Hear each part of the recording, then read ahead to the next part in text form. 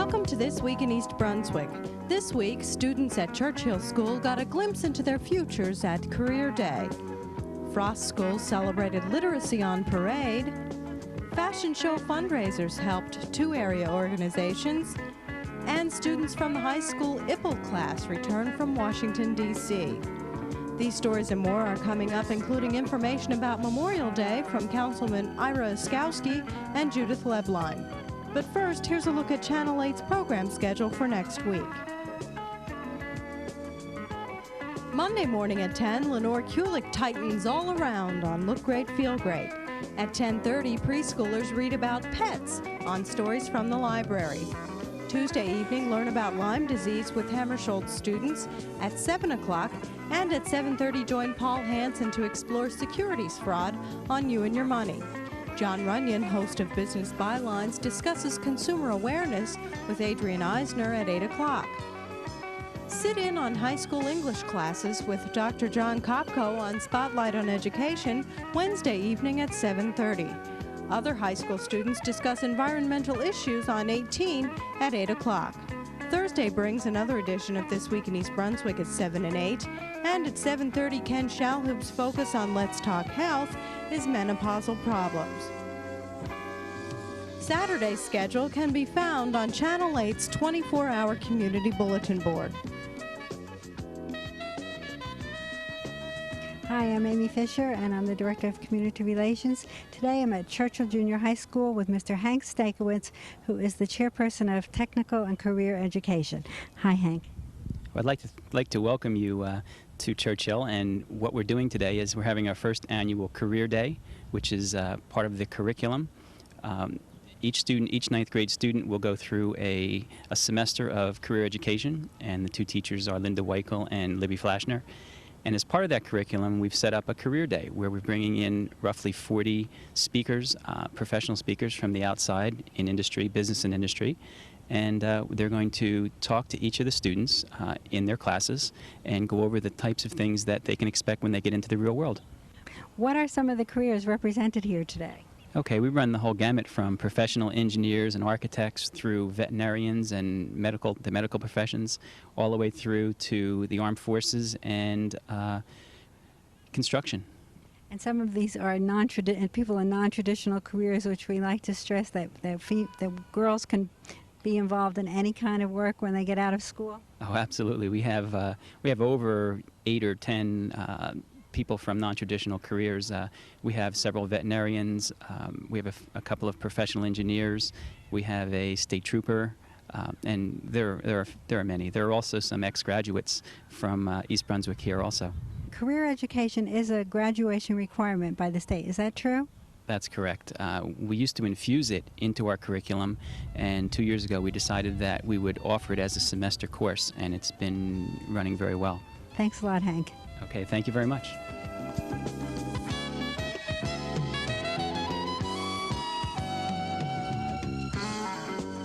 Now I'm at Frost School with Principal Dr. Kenneth Burnett, and there's going to be a big parade today.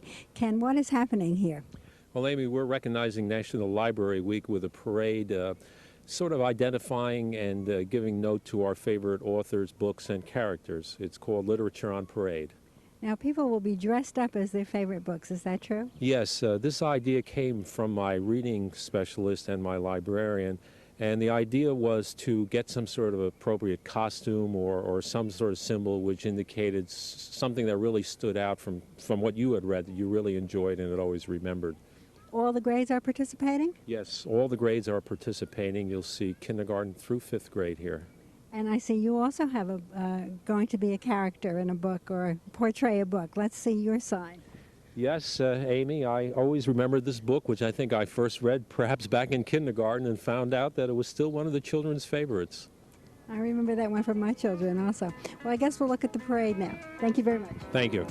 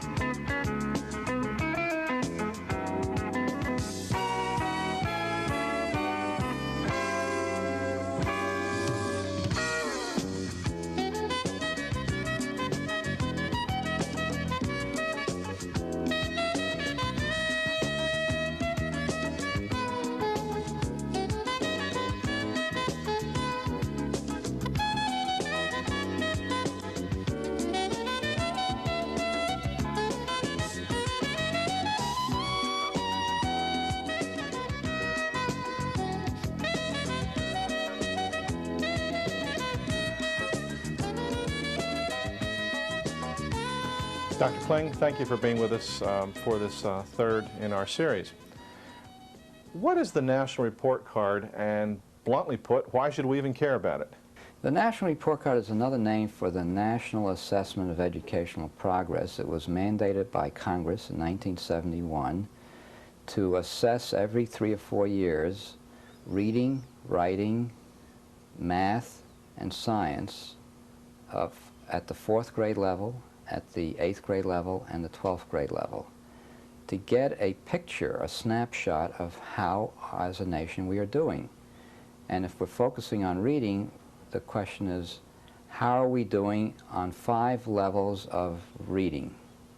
The first level is basic, the second level is rudimentary, the third level is intermediate, the fourth level is adept, and the fifth level is advanced, which is the level that the kid should be reading at if they're up to par at the 12th grade level.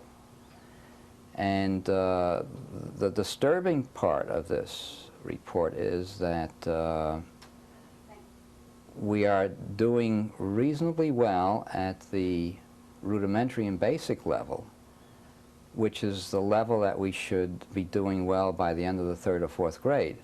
But after that, it's pretty sad. But on the plus side, those kids who are very poor off in background and in the early years, who have been aided by Head Start and other such intervention programs, are catching up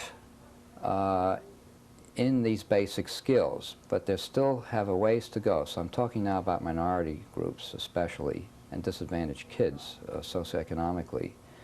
But they and the rest of the population, and we're talking about 120,000 representative sample of the country, are in pretty bad shape beyond the 2nd or 3rd grade level, which is related to this decoding. That is, we're decoding fairly well, but at the expense of higher level reading and thinking skills. Just a guess, what are the reading levels of some of the various newspapers or popular publications? Oh yeah, there have been various readability checks on. The Times is around the 13th or 14th grade level. Time magazine is like that. The Daily News is around the 5th or 6th grade level. So that gives you a range. The comic books around the 4th grade level. So using these as markers, as a nation, we're reading at the comic book level, but on the whole, nowhere near able to read at the New York Times or Time magazine level. Exactly. And what the controversy is now about is that Congress again has mandated in that 1992 there'll be state comparisons of how we're doing between the states. And this initially is being done only at the 4th grade level. So there's work being progressing on that right now. Any guess as to where New Jersey will fall in this, this comparison? Somewhere in the middle. Somewhere in the middle? Yeah. I would imagine that's somewhat surprising to a lot of people, especially in East Brunswick. But that would be a statewide, but then again, people will try to think of where we are in terms of our own particular things, and that will not be revealed, of course. That's very expensive. Dr. Kling, thanks for speaking to us about the National Report Card. In our 4th in this series, we'll be looking at what parents can do, what kind of role they can play in their child's reading. Hi, I'm here with Councilman Ira Oskowski to talk a little bit about the Memorial Day Parade. But instead about just the parade, we're talking a little bit about behind the scenes. And an important thing in putting on a parade is a budget. And Ira, you are the idea man behind raising money for the parade. Will you tell me a little bit about your thoughts about the fundraising? Judith, I really felt it was important for the residents and the commercial establishments within town to get involved in the parade. And I felt what better way for them to get involved than to contribute. So what we asked them to do is contribute into 5 different sections. We asked them to contribute $1,500, it's a division sponsor, $1,000 is a platinum contributor, $750 is a gold contributor, $500 is a silver contributor, and $250 is a bronze contributor. Any contributor over $250 will receive a commemorative poster, and they would receive that because of their contribution. I understand the poster is just beautiful. It's a limited edition poster. It is. It's a beautiful poster which was established by the people setting up this parade. And I think that anybody that does contribute $250 or more will really display this poster proudly. Well, it'll give them an opportunity to show their support in the community, I'm sure. Now, the parade is going to cost approximately $20,000. I saw we have a beautiful sign out on Civic Center Drive there about the fundraising, and I see we're at the $5,000 mark. Now, I'm optimistic that East Brunswick residents are going to make this thing happen, but is there any jeopardy to the parade? There is no jeopardy at all. If for some reason we do not receive the $20,000 goal, what we will do is take it out of the township budget. However, again, I stress the importance of fundraising and reaching the $20,000, because we would rather it come from the residents and the commercial establishments, and really, instead of bringing it out of the taxes and the budget, have it funded through contributions. Now, I understand that all the contributions, no matter how large or how small, are going to be recognized in an ad in the Home News and the Sentinel. Is that right? Yes. Anybody over $250 will receive their name in an ad, which probably will come out later this year, right before the parade. But all contributions will be recognized, and we need every little dollar, don't we? Yes, we do. Okay. Even if people want to contribute $50 or any amount, we could use it. Great. Again, to be in those divisions, it's anything over $250. Now, John Runyon is planning, the parade chairman's planning a wonderful parade, and I understand there are 6 divisions, and so far we have 1 division sponsor, so we need some more division sponsors. Who's our division sponsor? The division sponsor, and I'm very happy to announce, was East Brunswick Chateau. They contributed $1,500 to the parade, and I really want to thank them, among other members that also contributed within the bronze contribution. You have a latest list? Yes, I do. Right. The contributions for $250 or more are Plum Rose in East Brunswick, West Berman Decorating Marketplace, Boris Golden and Foley, Hanson Savings Bank, the Home News, Brunswick Grove, Sam's Route 18 Exxon, East Brunswick Independent Fire Company, Mattress Cowboy Incorporated, Stora Cable Communications, Town and Country Gourmet Delicatessen, High-Low Bus Service, Highmont USA, Gist Brocades, and Council President Hudak and candidates Clark and Zarnowski. Now, there's still time to get in on this. What should people do if they're out there and they want to contribute? If people do want to contribute, and I hope that they do, please send all contributions to East Brunswick Township, 1990 East Brunswick Fundraising Campaign.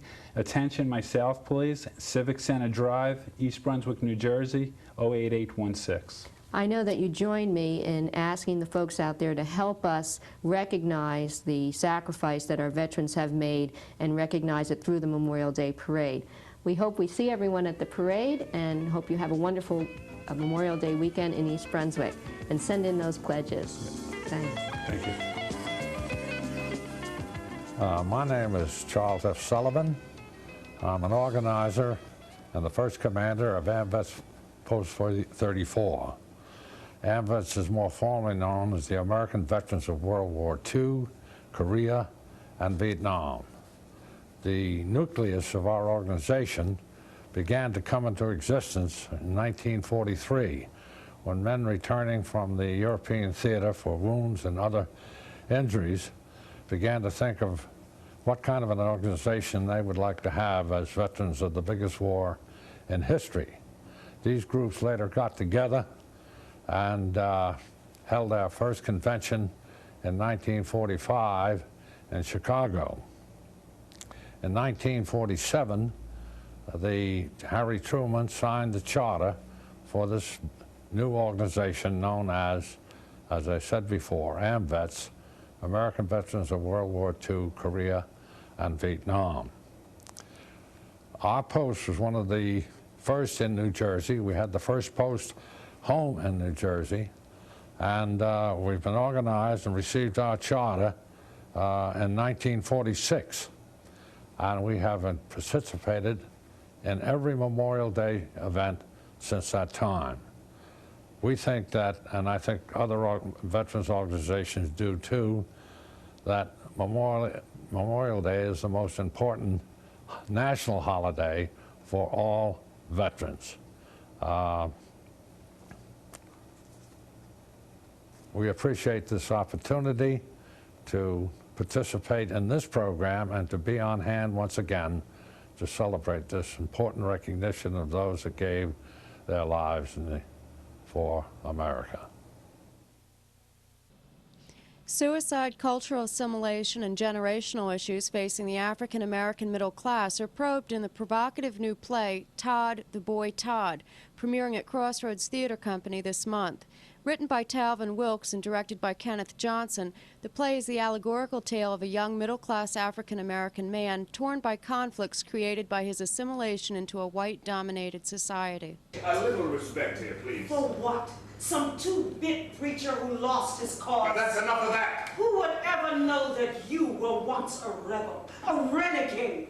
No signs from that middle-aged paunch and that conservative brow. Casting stones, Martha. Can't you tell that I'm frightened? Don't act like you don't know what I'm talking about. Like it didn't happen. Is this God talking to us? Is this God talking to us? And if it is, then what is he trying to say? I'm tired of riddles. I want the truth. I want to know. Who is this stranger in our house? That is your son you're talking about. You're damn right. And I'm not going to lose him without a fight. Oh, you're not going to lose him. Martha, he is exactly what you have made him into. Perfect. For reservations, call the Crossroads box office at 249-5560.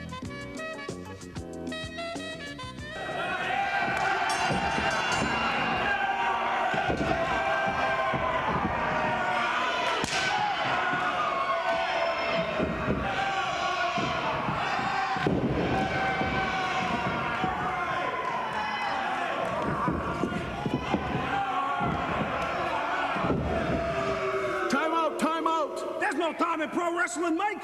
That's right, but I want all you people to see the new Universal Wrestling Alliance at the Daisy Spring Fair at the Middlesex County Fairgrounds on May the 25th.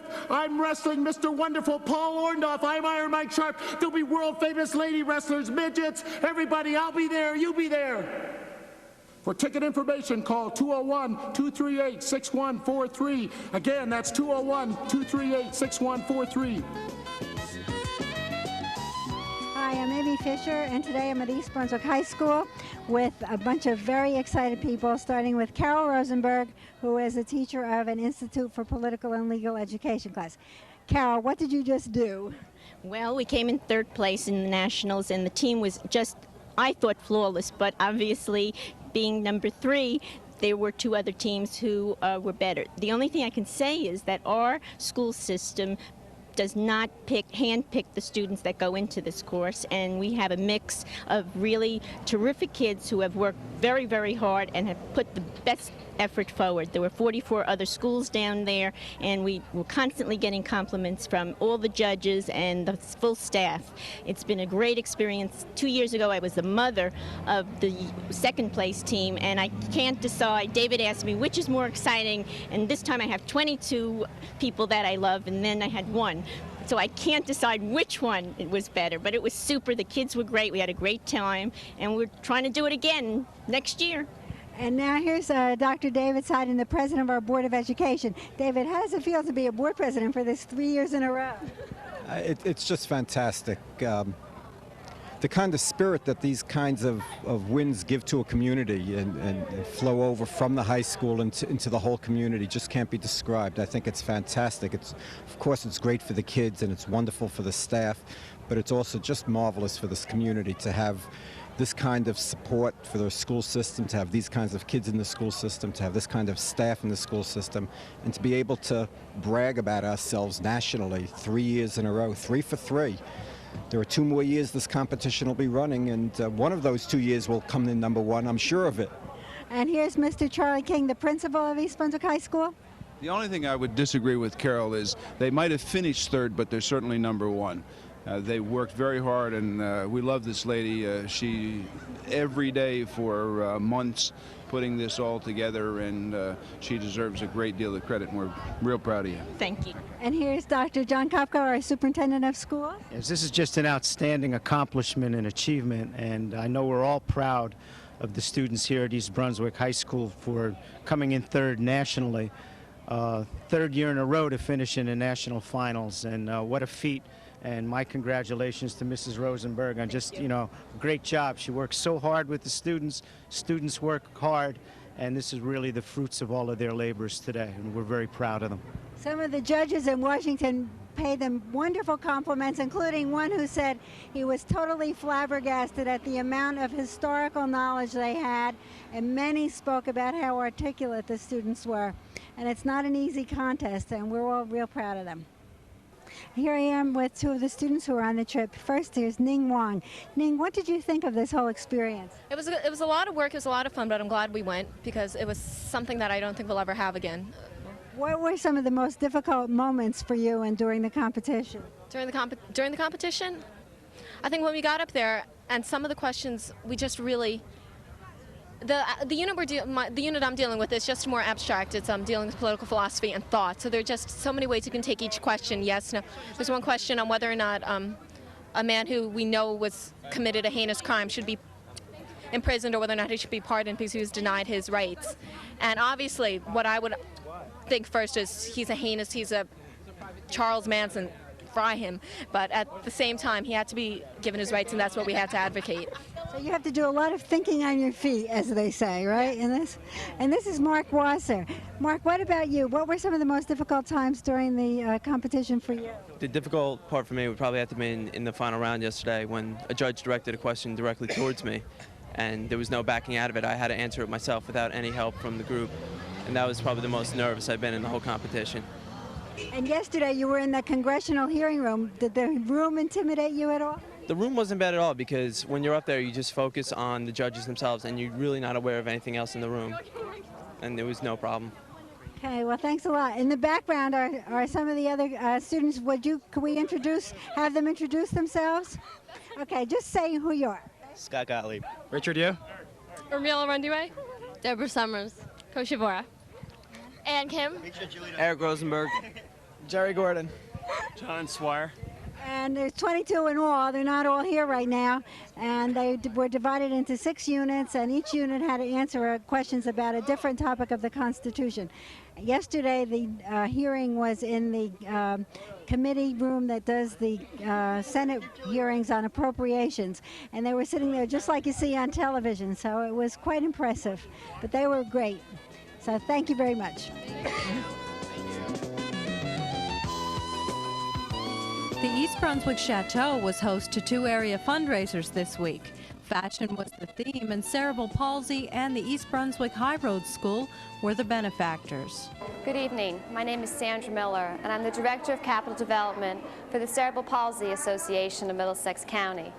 On behalf of the association, I'd like to thank the Mid-Jersey Mothers of Multiples for sponsoring this fashion show this evening.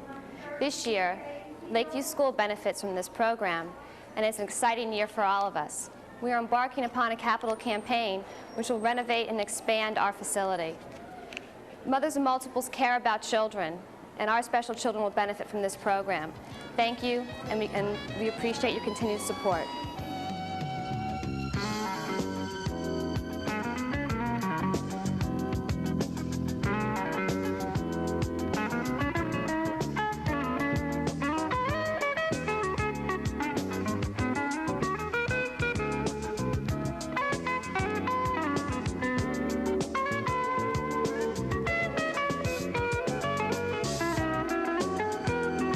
Hello, I'm David Winokur, co-director of the High Road School in East Brunswick.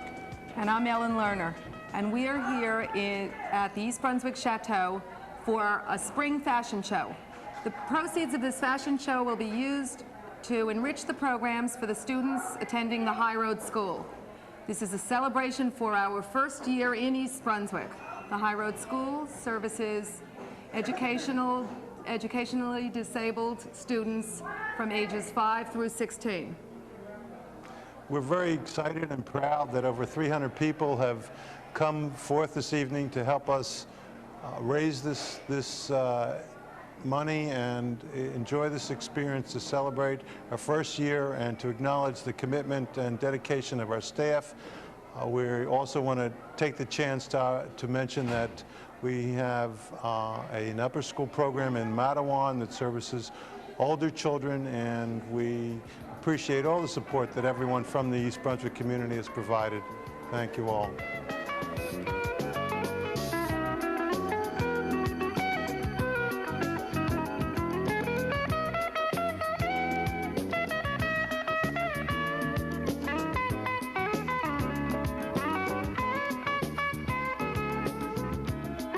In council news, the council focused on environmental issues by introducing 6 resolutions, including one to close Edgeboro landfill.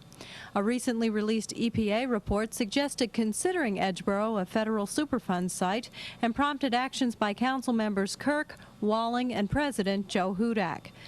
Hudak introduced the resolution to close the 315-acre landfill. Councilman Rich Walling urged county freeholders to seek an alternative landfill site in a resolution. And Bill Kirk suggested that the geographical jurisdiction of the DNR Canal should be expanded to include the Raritan River Basin. Kirk also asked for the support of all environmental groups in that area to stop littering and to stop the discharging of harmful materials by industry, commerce, and the public. Several other resolutions were introduced indicating the full council is in support of environmental issues such as the closing of Edgeboro landfill. That's all for now. Thanks for watching.